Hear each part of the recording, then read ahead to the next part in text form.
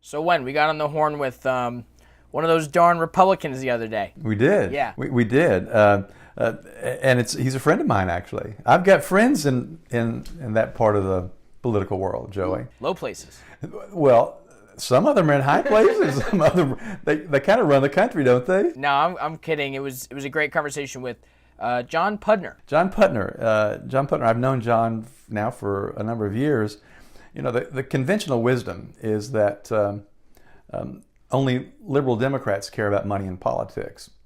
And that's a notion that's been spread by a lot of folks, probably by people like Mitch McConnell, who's not on board with doing something about money in politics. But a lot of Republicans get it. They understand that that we have a big problem with money in politics. And John Putner is right up there at the top in the Republican Party who gets this. And he's founded an organization a few years ago called Take Back Our Republic, and it's making a lot of converts. Definitely. For a lot of people, money in politics is like their issue. Like for me, that's my thing. And John Pudner and I probably disagree on everything else policy-wise and wouldn't agree on how to fix certain issues. But with money in politics, we're more than on the same page. And I think that Dems and conservatives need to realize that many of us have this commonality with each other. This could be the thing that actually brings us together. And there's not an issue that's bigger than this. And finding common ground, I think, on this issue is the way to move forward. Because if we don't, we're going to continue to be stuck in this mess of just big money and special interests with big money controlling our political system. Yeah. And if we're not careful, we may already have reached the point that we are a country of oligarchs like Russia. But we don't have to be, and John Putner is among those who's determined that we don't go there. He's very concerned about crony capitalism. We'll talk a bit about that. But you mentioned Issue One, actually, and that's the name of an organization that another friend of mine formed a few years ago, and actually is my co-author of my latest book, Nation on the Take: How Big Money Corrupts Our Democracy and What We Can Do About It. And that's Nick Penniman. Great plug, Wendell. It's a good plug for Nick and his organization is great. And I'm certain that he could take credit for House Bill number 1, which was introduced a few weeks ago in the House, that actually does a lot to attack the issue of the problem of money in politics. John Putner is on Issue 1's board. And so folks, check out Issue 1.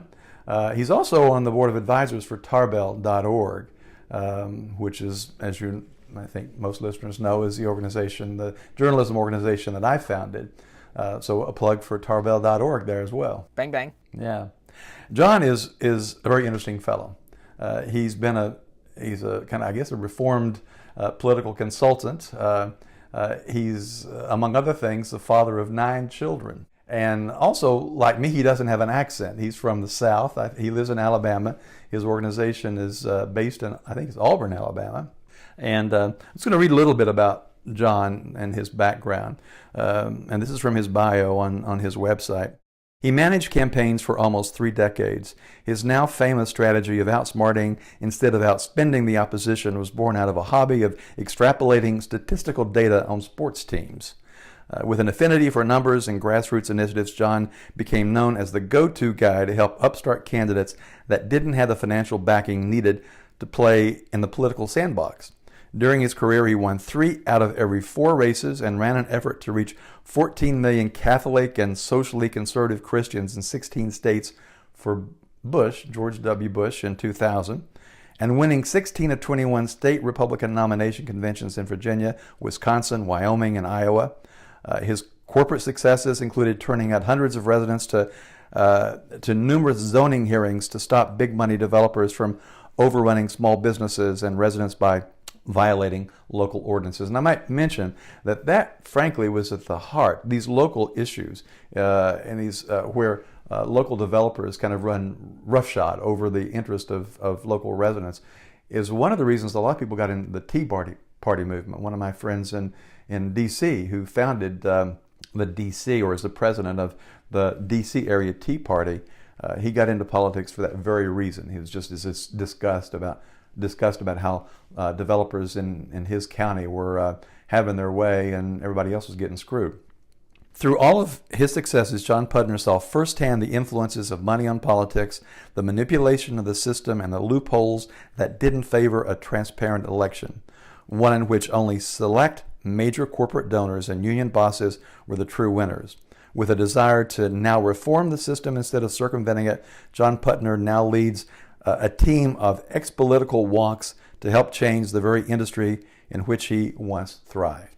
And maybe his biggest claim to fame was defeating or helping defeat Eric Cantor, one of the bigwigs in the House Republican Party a few years ago.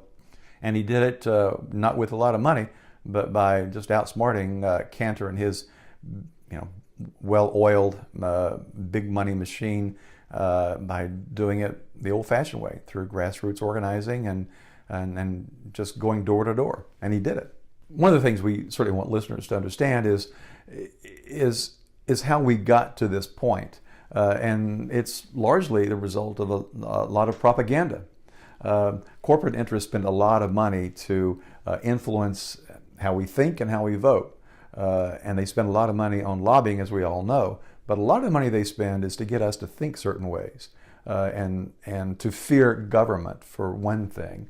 That's been something that's been going on for a long, long time. They want us to distrust our own government. But John Putner understands that that's not the way we should think. We should know that our government is the government of the people, by the people, and for the people, not something that we should fear, something we should support. As you said earlier, we would disagree on a lot of policy prescriptions for how to fix certain problems, but John gets how crony capitalism works, how capitalists, those who are, when I say crony capitalists, I'm talking about big industries, big companies that spend a lot of money to get what they want out of lawmakers and regulators. Yeah, he certainly does know what he's talking about. Definitely gets this whole money in politics thing, which is more of a reason to just jump into his interview. I figured that the best place to start with John is to hear his thoughts on why there's such this disconnect between liberals and conservatives. I guess I'll blame Facebook a little bit, not intentionally, but I just think the fact that there's no common language, there's no common media. I mean, there were certainly years back where I felt like the media was slanted left, but we all kind of took it as the main news source, and we discount a little bit some reports, but we're all kind of working from the same facts. And there's some advantages to have a million different ways to get your news. But I think part of it is you can now go to something that just reinforces what you want to believe anyway and become more and more strident in it. And I just find people, they just haven't even heard arguments on the other side a lot of the time. They're just alien to them. And it's almost like you really don't know that this is a line of reasoning. I mean, whether I agree with it or not. And so I do think that is an issue there. And I think Tom Davis, a former real moderate Republican congressman, he really summed it up well in some writing he's done on just if you're going to have media whose entire goal is to get clicks by going further and further out to the extreme in both directions, this is going to be even more of a problem. And I think it really starts right there with what we consume. I mean, garbage in, garbage out. And that's keeping us from getting any real dialogue, I think. It seems like with this loss of common facts also has come this loss of grassroots campaigning, and pumping big money into campaigns is like really commonplace now. I think in 2018 alone, Super PAC spent somewhere along the lines of like $800 million bucks. But John's totally not about that Super PAC life. He's all about grassroots campaigning, and it seems like it's always been that way. For me, grassroots politics was just kind of beautiful, really representative government of just as understanding and trying things out and not abandoning ideals by any means, but understanding other people and understanding what was more important than maybe a big ideological fight, which is important too, but it wasn't the day-to-day thing.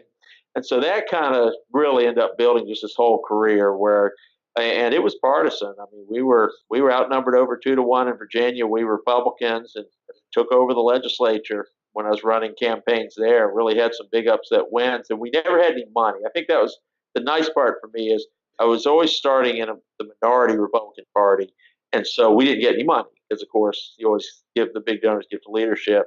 So to have to run the $25,000 campaigns against 200,000 at the time, which is chump change now, but and then from there, the Bush 2000 guys saw that I'd won all these races, so did their faith-based nationwide 16 states, turning them out. The grassroots side of that campaign, not that the campaign didn't have money, but our efforts were more focused on the interaction. Then went to then in Georgia, we took over legislature. Went to Alabama, we took over legislature. So it really was a very partisan history. We were taking over Republican legislators because I found these legislative races were a lot more grassroots than congressional. So the Brat race was really a one-off. I mean, it really had not done congressional, and that was eye-opening to get in. I did one other congressional before that, a guy named Chad Fincher, who's a fantastic guy. And same thing, we ran this grassroots race, got right up to where we were going to win, and the outside money swooped in and killed us. So I came back with Brat a year later because that was a special and said, okay, I get what's going to happen. We can plan for it. But to see how different an animal congressional race is and the national money versus the state legislative race, where there really was still some grassroots, real democracy at work, that was kind of the shocker. And even though we got through it, and so anyway, for me, that was the eye opener. That we got to change the system. Can't just keep doing races. From John's shoes, part of fixing the system is knowing the people that he's campaigning at, and it's those people that John seems to think have had a shift in the way that they're thinking about their party and the status quo just in general. I'm hearing more and more people who, for years, and my circles are more conservative, were just that we got to win, we got to beat the liberals, we got to. And I'm hearing more and more of them start with, we've got to fix this mess. And that for me is kind of that critical. There's clearly been an aha moment where this thing isn't working. And I even think of things like the government shutdown. I mean, there's certainly some conservatives who think, well, that's good. Private sector's tougher. Some of these bureaucrats need to learn how to work. But at some point, a week or two down the road, you start going, things do have to at least be able to function. And you start thinking of other impacts, and you start. So I'm just saying, it seems like there's more of that. We're kind of ripe for this moment where people are like, hey, do you have a solution? It's more that's the question. Hey, do you have a solution for this mess? And that's what we're trying to work toward. What's the solution that's big enough? But I just don't see how in a democratic republic that at some point this larger percentage of the population being fed up doesn't translate into opportunities for us to fix it. Some critics think that the work that John does to clean his party of big money is actually hurting the party as a whole. Calling out Republicans, quote unquote, John's party, when the Democrats are guilty of doing just the same thing.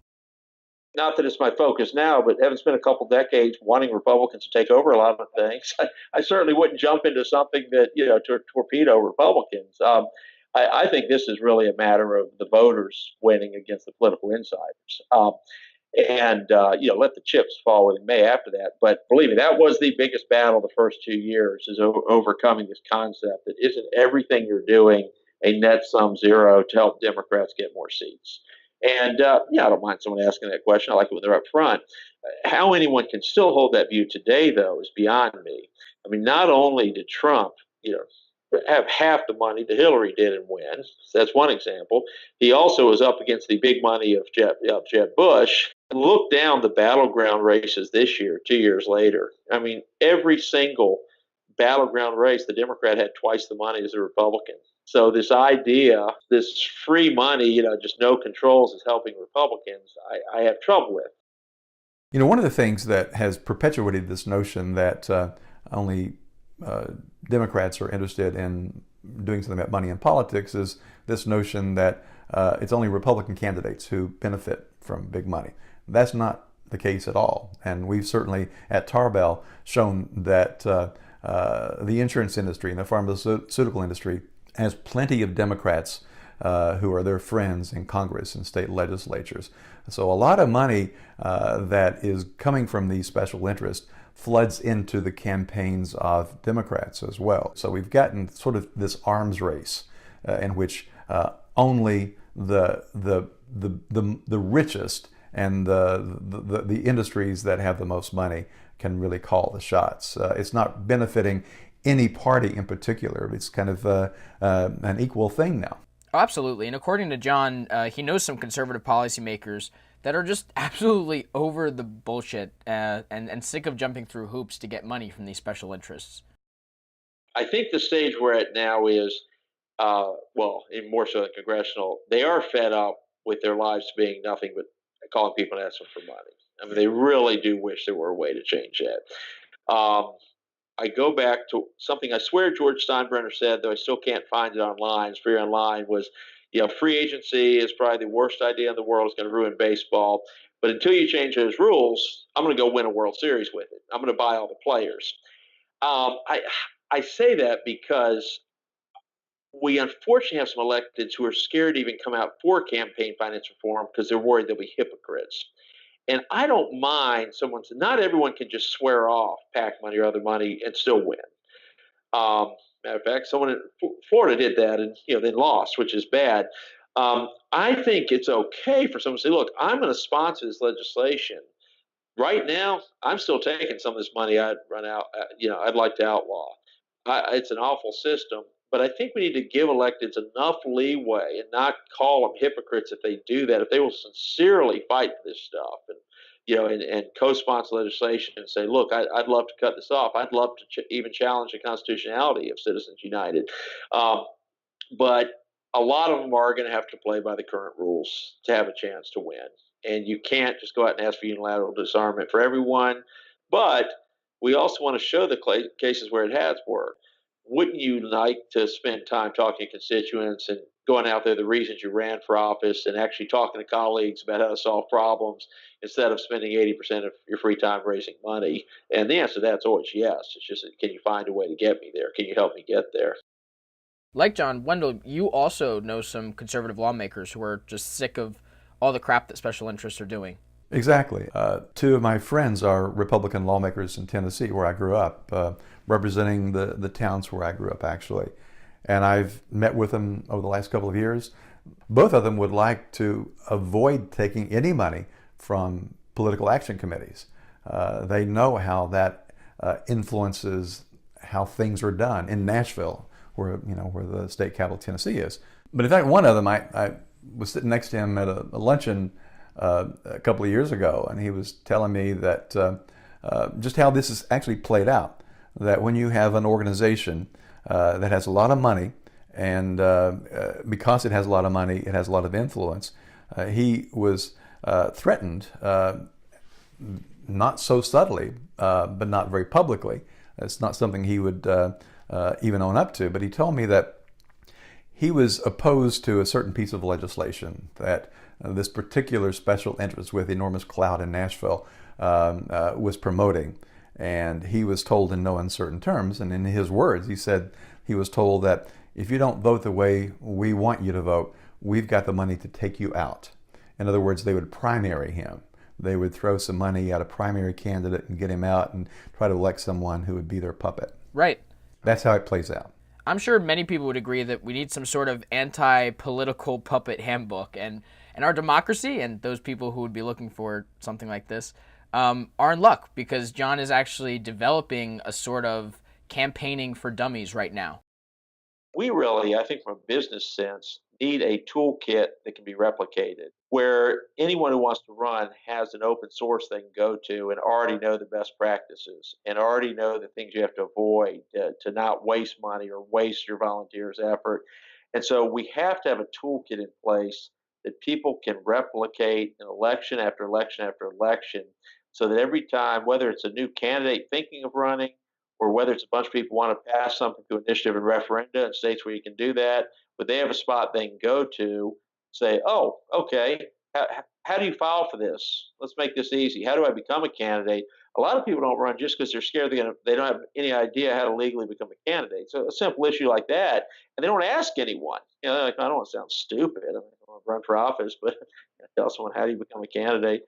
But then, and I have these examples we're putting in there, things like that you just never print your door-to-door material on glossy material, because the number one factor is volunteers need to be able to write on the literature they leave. So new candidates make these these silly upfront mistakes that kill them. They put their whole resume on a piece of literature, which is not what someone needs to read. They need a vision. So just these little things to get them over that hurdle, because I think we have some ways that more grassroots candidates are running. I mean, ranked choice voting in Maine and some of the places encourages a candidate to have a chance. There are all these other things. But we have to have some toolkit to get them over that hurdle of announcing they're going to run, really starting a race, and really being competitive once they run without getting addicted to big money. That's the key to this. John has made it his goal to take back our republic, and like myself and Wendell and a whole bunch of other folks, I'm sure a lot of the people listening, we believe that the road to taking back our republic goes right through campaign finance reform. And John thinks that serious changes are on the horizon, and he thinks that folks should be really excited about it. I think the vision to take back our republic is that we want to have a system again where every American trusts the system in that their elected officials are representing us and not outside special interests, that we can get there. It hadn't been that long. We can do it again. And you don't have to settle for this system. People are fed up. We're in a democracy where we have some real opportunities here, and we can be looking at a new system in a few years. Things have to hit rock bottom often to come up. I know people they're feeling rock bottom, but we really are on the verge of changes here that you're going to enjoy politics again in the not too distant future if you can become part of this.